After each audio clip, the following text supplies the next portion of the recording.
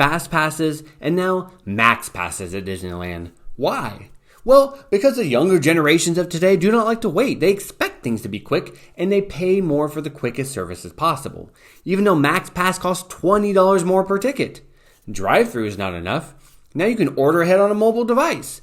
Wait in a grocery line? Heck no. Now we have express lanes, and even the option to order groceries online to have a store attendant bring them out to your car once you arrive. Or heck, just have them delivered directly to your front door. It sounds like I'm getting old and complaining about the younger generations of today. The point I'm trying to make is that many of us do not like to wait for things. We are not very good at delaying gratification. But is this just my balding old man assumption? Or do the younger generations, with all of their devices and dingle hoppers, really have poorer self-control and poorer ability to delay gratification? The marshmallow test is a well-known experiment with children and very entertaining to watch. The premise is simple. A marshmallow is placed in front of a child and they are told that they can eat it immediately if they like, but if they wait, they will get 2 marshmallows to eat instead of just 1. The marshmallow task essentially measures one's ability to delay gratification. In the marshmallow experiment, there are clear benefits to resisting the temptation to immediately consume the marshmallow. If you hold off, you get double the amount of sugar-inflated cube puffs. Learning how to delay immediate gratification is important throughout childhood and extends into adulthood. Consider the role of delaying gratification for living a healthy lifestyle, finances, relationships, success in college, raising children, etc. However, as important as delayed gratification is, it can be a challenge for all of us, as evidenced by Sesame Street's Cookie Monster and his attempts to control his desires to consume cookies. Cookie, cookie, cookie, me love cookie. The results from the marshmallow test show that there are individual differences in the ability to self-control and delay gratification, and that these individual differences appear in early childhood and extend into middle childhood and even adulthood.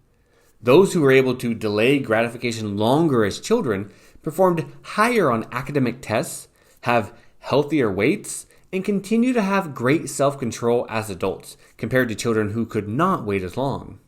The original marshmallow test began in the 1960s, long before many of you, my college students, were even born. Since that time, there have been many huge changes in our society, the home and school.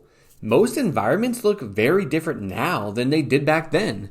So, what would happen if we took today's young children and put them through the same marshmallow task?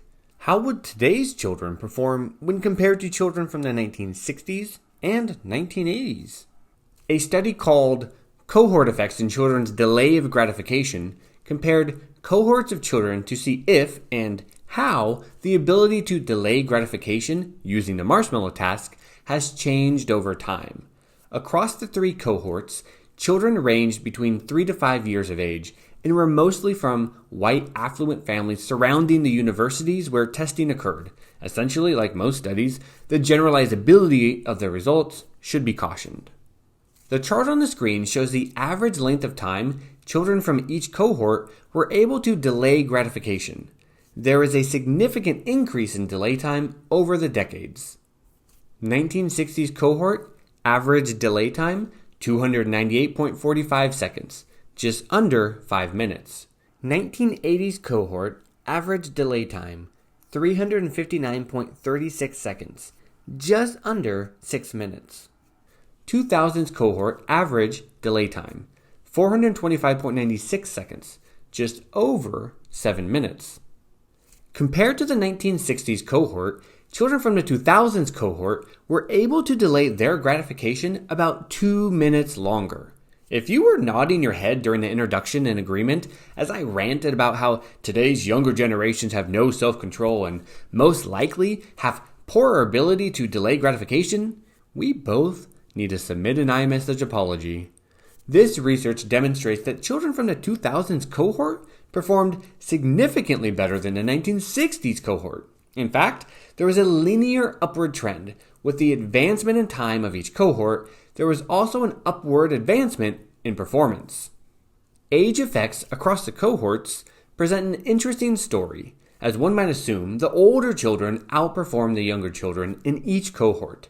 Although the ages of children were narrow, between 3 to 5 years of age, the developmental changes in just a few years are great enough to lead to performance differences on the marshmallow task. Interestingly, in the 1960s cohort, there is a clear difference in performance between the younger and older children. Over time, there is a narrowing as the older and younger children seem to perform more similarly. Again, keep in mind that over time, both younger and older children are improving in their ability to delay gratification.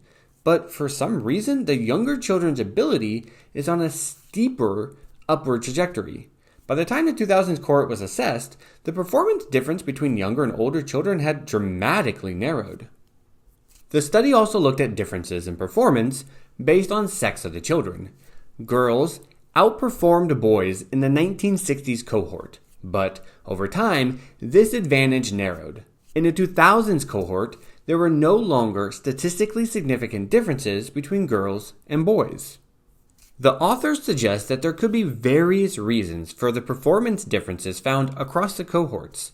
As each generation progresses, society's changes demand more intellectually and more executive function abilities from its members.